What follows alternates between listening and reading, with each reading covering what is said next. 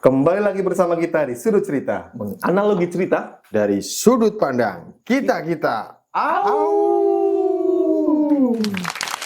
Kali ini kita akan masuk di segmen Buka-bukaan sejarah. Ya, kali ini tuh kita akan buka-bukaan sejarah. Dan lebih tepatnya sih kita menganalogi ya bro ya. Ya, Menganalogi sejarah tentang Tegal. Karena tentang Tegal. kebetulan kita berasal dari Tegal dan kita miwiti itu apa ya? Mengawali ya. Mengawalinya dengan buka-bukaan sejarah tentang Tegal. Dan kebetulan bro kita satu ini, Bro Ewin. Bro Ewin ini sudah pernah membuat buku ini. Dilihatin barangkali teman-teman yang pengen lihat. Di zoom. Dilototin mas. Dilototin. Iya. Nah, Buku ini judulnya Kekerabatan Aceh Tegal. Kekerabatan Aceh Tegal. Ini keren sih, buku ini keren. Nanti kalau ada teman-teman yang minat bisa boleh banget ya untuk pesan. Ya, Boleh banget ya bro ya. boleh. Cetakin lagi ya bro. Kita masih produksi sebanyak-banyaknya. Iyalah, duit. Mantap. Ya, ini bukti kita benar-benar serius. Serius di pembahasan tentang sejarah, kita benar-benar serius. Gitu ya bro. Siap. Oke. Nah, kalau ini kan kita bahas tentang sejarah di Kabupaten Tegal sendiri ya, yang tema malam ini. Nah, saya mau nanya nih bro, sejauh mana dan seberapa lama Bro Ewin itu penelusuran tentang sejarah? Dan seberapa banyak sih bukti data dan fisiknya terkait dengan penelusuran tersebut? Menarik ini. Ya, buat teman-teman karena memang ini segmen tentang buka-bukaan sejarah. Jadi kurang lebih saya dan dengan teman-teman itu mengumpulkan data itu dalam kurun waktu 6 sampai 7 tahun ini. Oke. Ya, kita mengumpulkan data dari berbagai sumber mancanegara. Mancanegara. Ya. Mancanegara. Dan kita dapat itu dari berbagai digital library Oke. dan penelusuran bukti fisik yang ada di Tegal sendiri. Gitu. Nah, kalau ditanya seberapa banyak, ada kurang lebih 200 sampai 300 naskah. Naskah ya, data naskahnya ya. Naskah digital itu ada. Naskah, jurnal, biasanya gitu ya. Iya, naskah Surat dalam kabar gitu. surat kabar, jurnal sampai catatan sezaman itu kita ada. Termasuk Tentang Tegal. sampai ke bukti fisiknya yang di Tegal sudah sampai segitunya nggak? Nah, ada. Ngecek. Contoh gini, dalam buku ini kita itu menyesuaikan atau menyingkronasi temuan dengan data fisik yang kita kumpulkan. Oke. Gitu. Contoh beberapa materi atau poin itu menceritakan tentang Tegal di abad ke-9 sampai 10. 9, 10. Nah, kita sinkronkan dengan bukti fisik yang ada di Museum Sekolah Kabupaten Tegal. Itu museum satu-satunya di Nusantara. Wih, museum sekolah itu adanya itu di Bundaran Poci ya, bilangnya sekarang Bundaran Poci ya, di depannya Masjid Agung. Masjid Agung. Nah, itu. Itu kan sekeren itu ya Tegal. Dari abad 9 sampai ke sekarang gitu kan. Ya. Sedangkan Tegal itu dipercaya sekarang itu kan 1601 kalau nggak salah. Ya. Ya kan? Dari ulang tahun Tegal itu kan 1601 kan? Ya. Kalau mungkin Bro Evan bisa lebih banyak tahu tentang Wikipedia, kayaknya Bro Evan spesialis Wikipedia nih. Enggak sih, kalau saya kan berdasarkan literasi umum aja sih. Iya, literasi umum. Biasanya ya. kayak kan untuk Tegal sendiri Mas, sebelum kita jauh ke topik pembahasan kita malam ini temanya ya. Tegal sendiri ini sudah ada di abad berapa sih Mas nama Tegal sendiri? Nah, ini penelusuran. yang menarik. Jadi sinkron dengan pertanyaan yang pertanyaannya sinkron dengan apa yang kita dapat. Oke. Jadi Tegal itu eksotis. Ya, Luar biasa sejarahnya. Bahkan kenapa kemudian itu saya sampai seantusias ini mendetailkan, menggeluti tentang naskah yang menceritakan tentang Tegal. Oke. Gitu. Nah, keren itu. kerennya lagi, Tegal itu lebih dikenal di mancanegara, Mas.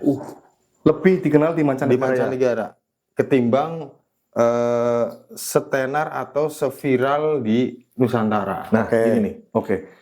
lebih dikenal di mancanegara sebagai kota apa nih gitu. Ya. Sedangkan yang kita tahu kan ya maaf ya, maksudnya Tegal itu ya terkenalnya cuma sebatas dari warteg gitu kan. Ngapa-ngapa. Ya ngapak, terus sekarang juga poci ya, Benar. Berarti kan kayak sebatas itu loh. Kok sampai di mancanegara gitu? Apa warteg kita sampai ke mancanegara atau gimana kan? Ya. Dan ada salah satu bukti beberapa naskah yang menyebutkan tentang eksistensi Tegal itu di abad ke-9. Nah itu asik tuh. Itu dari naskah orang-orang Tiongkok yang abad ke-9 itu hadir atau memang itu mencatat bahwa rombongannya itu meminta untuk negosiasi bertempat tinggal di Tegal. Gitu. Saat abad 9 itu. Abad ke-9 itu. Nah, buktinya tuh apa itu? Ada salah satu naskah namanya naskah Java Pes Period Hindu. Java Pes Period Hindu. Berarti Itu menyebutkan bahwa orang-orang Tiongkok itu hadir di Tegal abad ke-9 meminta izin kepada Pangeran Tegal atau penguasa Tegal pada saat itu. Pangeran Tegal, Iya. eranya Sailendra berarti. Iya. Kalau nggak salah ya, dia Iya, Sailendra kan? Sailendra. Heeh. Itu menginjak ke era kuda lelean ya. Kuda lelean, betul. Itu kan abad ke-10 kan. Ya itu. Itu eksotis itu Tegal coba. Makanya kita itu benar-benar antusias untuk mendetailkan atau lebih ingin menyampaikan informasi-informasi yang berkaitan dengan Tegal kepada masyarakat gitu. Ini asik nih, asik banget. Jadi ternyata Tegal itu se-eksotis itu, seseksi itu ya kan. Seksi itu loh. Jadi maksudnya Seksi. orang blind, orang apa ya bahasa sini apa ya? Nggak main-main nih, nggak main-main. Tegal itu dari abad 9 eranya Sailendra itu sudah disebutkan Pangeran Tegal. Kan keren banget. Jadi kan Penguasa Tegal. Tegal. Berarti kan di situ pemerintahan itu sudah ada tuh. Administrasi daerah itu sudah ada saat itu ya kan. Nah, tapi gini bro, kalau kita bahas dari abad 9 terus abad kayaknya nanti kita terlalu panjang nih. Ya. Kita ngobrolnya terlalu panjang. Nanti kita bisa bahas di next episode. Kita mending mengerucut aja nih. Mengerucut aja di sejarah Tegal sekarang nih.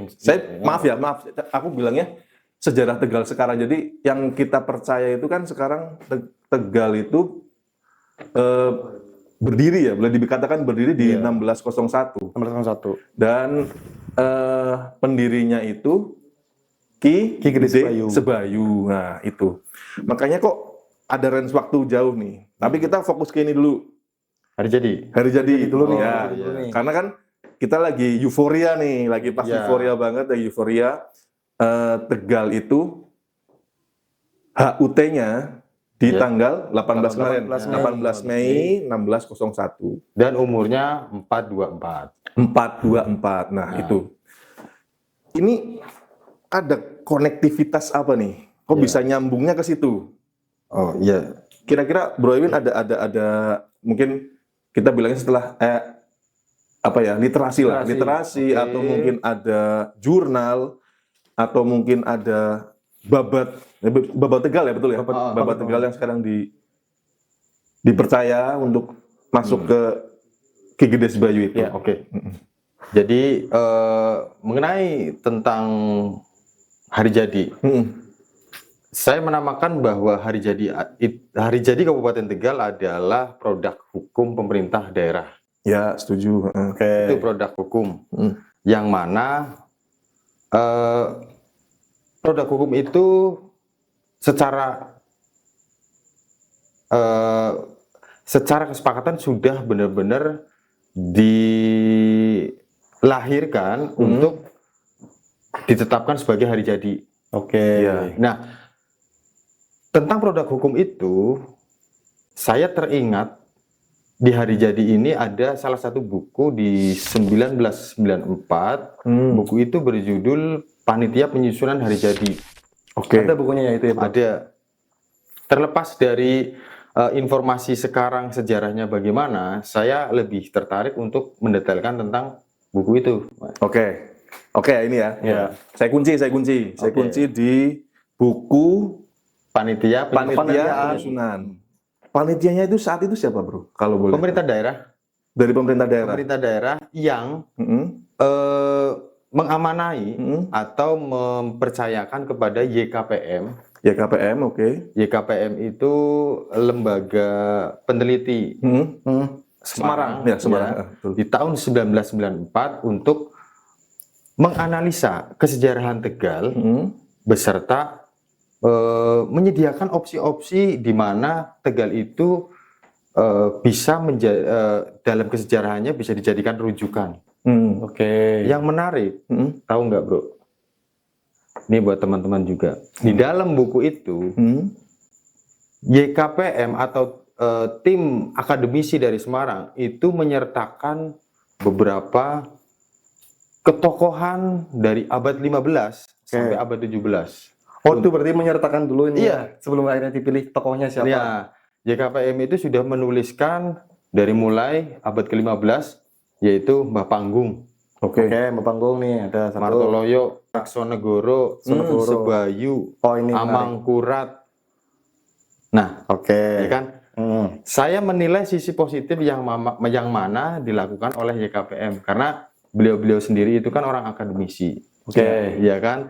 Menilai kesejarahan itu pasti objektif dong. Betul. Mau tokohnya itu jelek, ya Ya. kan? Melakukan tindakan apa, tapi ketika ada salah satu tokoh, itulah sejarah. Iya. Nah, sejarah itu lagi-lagi bukan hanya dari unsur moralis saja, Betul. Oke. tapi kan subjektivitasnya itu juga harus disampaikan. Betul. Gitu. Sedangkan kita itu setuju ya kalau sejarah kan sifatnya dinamis. Ya. Ya, jadi kita nggak bisa langsung mengejudge bahwa tokoh itu jelek atau enggak gitu. Ya, ya. kan bisa dari perspektifnya kan, bisa sudut beda-beda. pandang mana nih Betul. satu ketokohan itu jelek atau Betul. baik gitu. Iya. Nah, sekarang gini, Iya. balik lagi ke buku yang dari YKPM itu. Heeh. Itu kan disusun sama YKPM. Ya, di tahun 1994. 94. Mereka berarti, saya bilangnya mereka ya. Iya. Ya, mereka itu berarti menyajikan data ketokohan yang 5 itu tadi ya. Lebih, Mas. 5 ya, maksudnya beberapa Oke, tokoh oke, itu. itu tokoh itulah. Saya anggap beberapa tokoh itu Oke. kan. Kenapa sampai yang dipilih itu Sebayu? Nah, ini yang menarik, Mas. Jadi sampai detik ini saya itu tidak menemukan buku lanjutan setelah YKPM itu membuat buku itu. Oke. Karena dari hasil penyematan atau pendetailan tentang informasi kesejarahan di YKPM, buku yang dikeluarkan YKPM ada salah satu kesimpulannya adalah Tegal bisa mengambil salah satu ketokohan beserta kejadiannya untuk menjadi rujukan. Oke. Jadi Nah, gini, Bro. iya. Pertanyaan saya gini. Kan Tegal sendiri kan dibagi 2 wilayah ya. Kota Madia sama kabupaten. Apakah tokoh dari yang kita tadi discussion ini tentang Ki Gede Sebayu itu satu? Jadi maksudnya di kota sendiri Ki Gede Sebayu dan di kabupaten juga tokohnya Ki Gede Sebayu, atau di kota ada tokoh sendiri? Nah, gini, lagi-lagi kita untuk Ki Gede Sebayunya sendiri ya Ki dulu Gede ya. Sebayu sendiri. Kalau melihat dari masa di mana Ki Gede Sebayu dalam babat pagedongan Ki Gede Sebayu itu melihatnya itu tidak bisa dipecah-pecah ya. Oke. Tegal itu pada saat itu masih Masih dalam satu kewilayahan Tegal Raya tuh. Iya, Bahkan kewilayahannya itu sampai dari Pemalang sampai Brebes kan. Bahkan yang gilanya lagi ketika Tegal itu di peta 1500 sekian ya, itu muncul bahwa Tegal itu sangat berdekatan dengan Demak. Oh, menarik. Bisa dibandingkan kan, masih dibayangkan bahwa seberapa besar sih kewilayahan Tegal gitu, Mas. Menarik. Iya. Tegal berdempetan dengan Demak. Ya, setelah Cirebon, Tegal, Demak. Nah, itu ada tuh di peta Ladebaros. Nah, itu. Nanti. Terus? Ini pelan-pelan. Oke.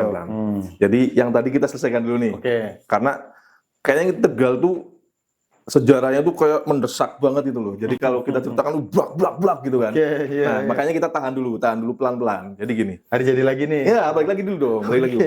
Biar clear dulu. Ya kan? Siap. Kalau tembak nyebar terus nanti. Gini. Tadi kan dipilih tokohan itu. Setelah itu, jadi kan bahasa yang bisa saya tangkap itu gini. YKPM menyajikan Oke. data ketokohan dengan banyak ketokohan yang nyambung sama Tegal nih, yang ada tokoh-tokoh ini di Tegal, gitu kan. Nah, setelah itu nggak ada kelanjutan, cuma ada kesimpulan akhirnya menunjuk ke Ki Gede Sebayu. Oke. Menariknya ini, apakah sesuai dengan yang Bro Ewin baca, literasi yang Bro Ewin terima Tentang Ki Gede Sebayu. iya, Iya Iya. dong. itu pembandingnya kok gimana? Kok bisa sampai Ki Gede Sebayu? Ini subjektif ya, Ya. subjektif banget ya. Jadi Objektif atau subjektif? subjektif dong, karena dari tentang itu ya. cuma kan dari antum, Oke, iya siap, kan, siap. maksudnya benar-benar dari Bro Ewin. Jadi subjektivitas dari Bro Ewin gimana nih? Yang Oke. tentang Bro Ewin baca. Ya, jadi saya punya sudut pandang ya. Iya. Oke.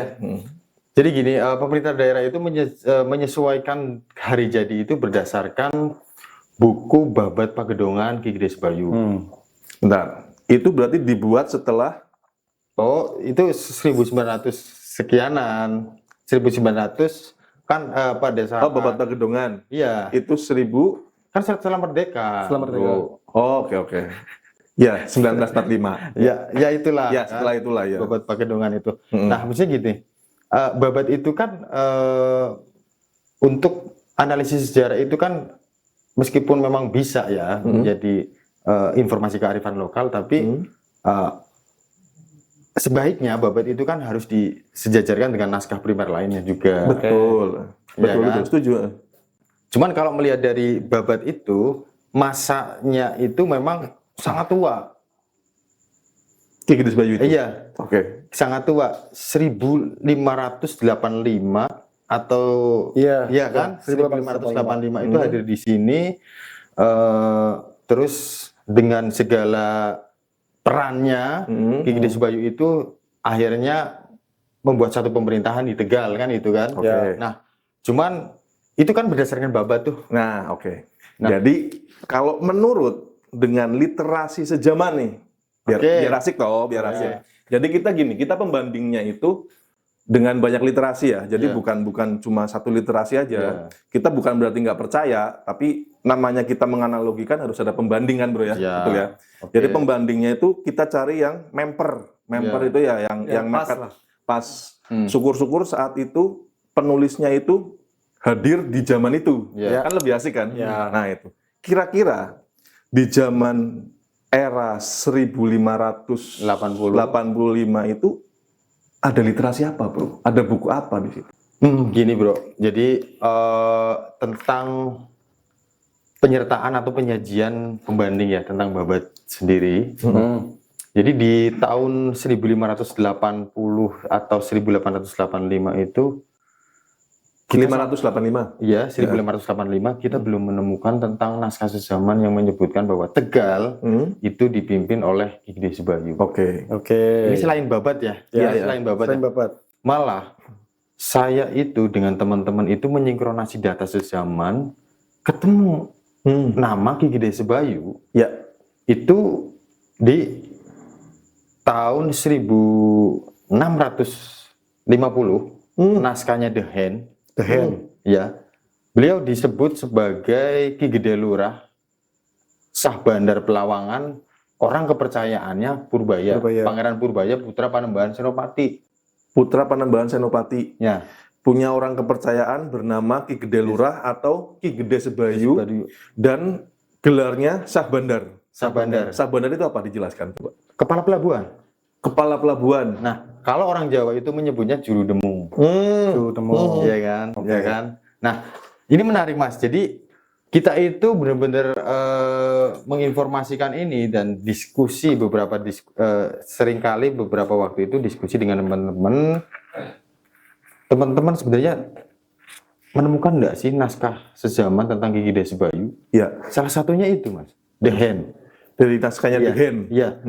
Yang menyebutkan bahwa Ki Gede Lurah, orang kepercayaannya Purbaya itu menjadi Sah Bandar Pelawangan atau juru demung itu kan. Iya. Nah, cuman ketika kita menyandingkan dengan Babat, akhirnya itu rentan waktunya terlalu jauh. Mas. 1650 dan 1585. 85. Sedangkan dalam catatan sezaman itu Tumenggung pertama disebut bernama Wirasuta. Wirasuta. Oh, Yang kelak menjadi Martoloyo ya. menjadi Martoloyo ketika sudah menjadi adipati. Itu Tumenggung pertama. Tumenggung pertama. Yang kelak menjadi adipati ya. Iya. Oke, menarik. Nah, Lanjutin. selanjutnya naskah kedua adalah di Tichrit Lenvelkunde. The Treat. Iya. Itu adalah naskah Belanda. Itu hasil ini kajian apa ya? Jurnal pada saat itu yang menyebutkan bahwa Tegal itu mempunyai makam-makam ketokohan yang ada di Tegal dan berhasil didokumentasi atau dicatat di tahun 1870 dan buku itu dikeluarkan 1904 atau 06 itu loh. Nah, menyebutkan bahwa Ki Gede Sebayu itu dimakamkan di Danawari. Danawari. Dan yang lebih kerennya itu disebutkan bahwa Ki Gede Sebayu adalah orang Mataram. Oh. Oke. Sedangkan di Wikipedia itu Bro Evan nih. Kalau yang dari literasi saya baca ya, yang literasi umum aja nih. Itu disebutkan beliau itu pendiri pada era 1585. Jadi beliau bersama dengan rombongannya ke Tegal, terketemu sama Bapanggung. Terus akhirnya sampai ke Danawari segala macam karena itu ditemukan banyak air. Terus sampai ada dinamakan Danawari, terus juga di daerah Slawi nih. Itu kalau di literasi yang saya baca itu Slawi itu karena Ki Gede Sebayu itu bersama rombongannya dengan para ksatria. Itu yang berjumlah 25. Makanya Slawe kalau bahasa Jawanya. Ada dinamakan Slawi. Nah, terus yang saya baca juga, kan tadi kan Bro Ewin menyebutkan bahwa pada era saat itu penokohannya itu sudah ada kayak Senggawana. Nah, disebutkan di Wikipedia itu Raden Mas Senggawana malah anak dari Ki Gede Sebayu. Oh iya. Yang akhirnya nantinya itu menjadi cikal bakalnya Rekso-Negoro tuh. Iya. Itu berdasarkan yang saya baca nih, pengetahuan umum aja nih. Itu kayaknya bisa diedit sih kalau bisa masuk ke IP-nya sih. Jangan langsung edit. Enggak, soalnya kalau kita buka itu bisa diedit. Iya. Itu yang saya secara umum yang saya ketahui itu. Makanya kan kalau berdasarkan dari tadi literasi atau naskah yang belum baca itu kan nggak sinkron dong. Iya. Termasuk ini yang Ki Gede Sebayu itu bener nggak sih dari Mataram kalau sesuai dengan yang di Wikipedia itu tertulisnya apa tuh? Dari Pajang. Pajang malah. Beliau malah keturunan dari Ponorogo ya, Batara Katong, Ponorogo. Yang kelak bapaknya menjadi adipati Purbalingga. Pangeran Onje itu. Nah, gini. Kalau itu, sebentar ya. Kalau itu mungkin gini, itu ada benernya juga ketika si pembuat informasi itu menyajikan datanya. Iya kan?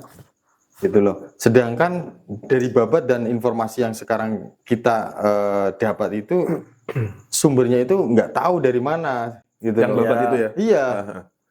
Bahkan ketika teman-teman akademisi mempertanyakan sumbernya dari mana, sekelas mungkin pemerintah daerah ya. Saya pernah ngobrol juga dengan salah satu pihak yang berwenang. Iya. Pun sama jawabannya. Kita nggak mempunyai data tentang kesejarahan itu sebagai sumber, Mas. Sebagai sumber yang utama ya. Iya. Padahal itu kan harusnya penting banget ya. Jadi kalau sejarah kita sajikan itu data primer, sekundernya itu harus. Nah, iya. Terus salah satu informasi lagi tentang naskah atau buku yang menyebutkan tentang Ki Gede Sebayu itu di buku tahun pengeluaran itu tahun 1724. 1724. Iya, 1724 atau 1726 itu. Itu penulisnya namanya Valentin. Portugis ya? Iya. Nah, ini ada informasi lagi bahwa Ki Gede Sebayu itu tahun 1686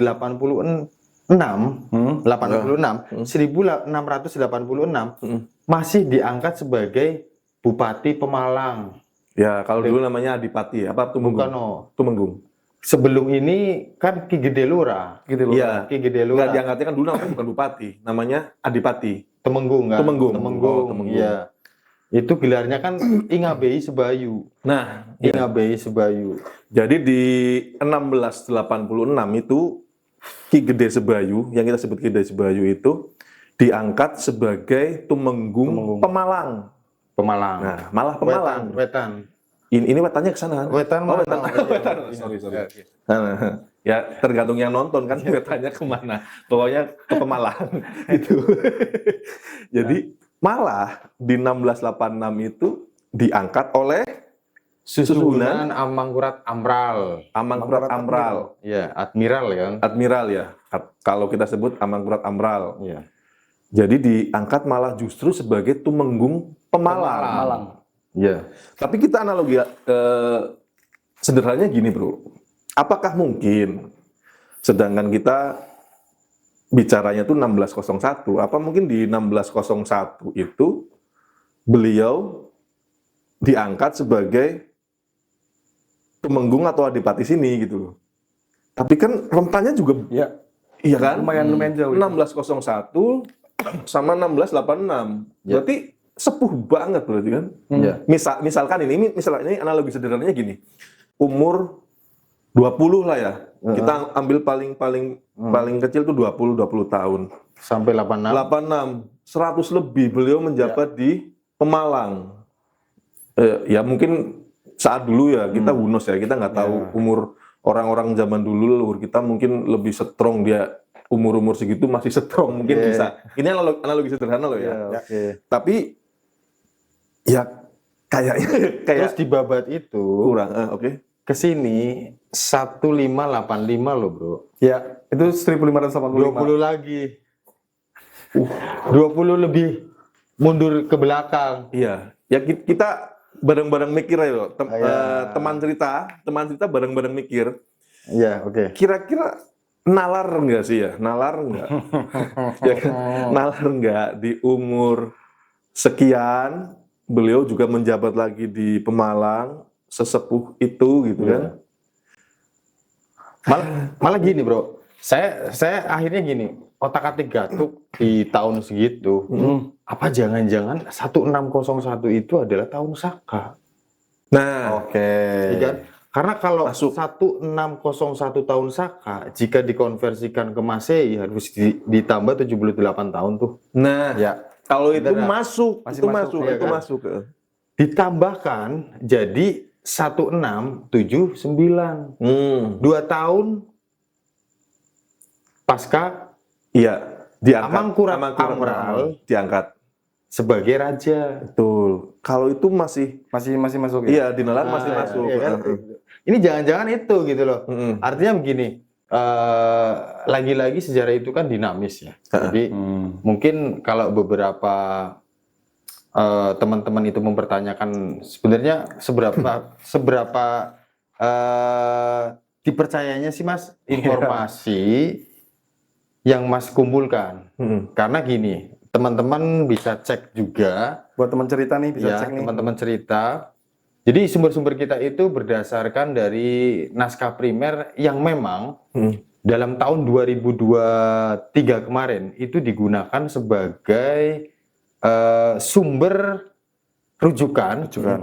Pemerintah Jepara mengajukan ke negara Ratu Kalinyamat sebagai Pahlawan nasional. Itu salah satu. Keren sih itu.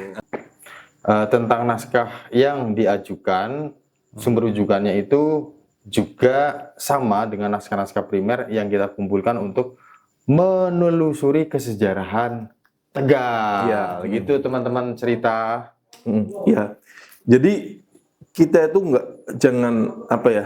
jangan stuck di satu buku gitu. Ya, Ya, betul, jangan. betul sekali. Satu buku, satu babat atau satu ini. Jadi kita bareng-bareng menganalogi sama teman-teman cerita ini. Biar bareng-bareng. Jadi bukan berarti kita setuju nggak setuju ya. Ini arahnya bukan itu ya. Tapi kita bareng-bareng menganalogi. Bener belajar bareng sih. Kita sharing bareng. Jadi ternyata yang kita baca di literasi sezaman pun kayaknya belum match nih. Belum match ya kan? Belum sinkron. Kira-kira gimana sih? Apa benar nanti kita bakal ulas lagi di part yang kedua? Ada yang ternyata match nggak nih ternyata kalau dimasukkan di tahun Saka di ternyata 1678, oke, 1678. 9. Iya, 1679 yang masuk nanti akhirnya di 1686-nya itu beliau ke Pemalang. Di Pemalang. Ya, match nggak? Nah, kita akan bahas di part 2 kita ya. Part kedua. Terima kasih teman cerita. Tetap stay tune. Stay tune. Tetap di sudut cerita. Yeay.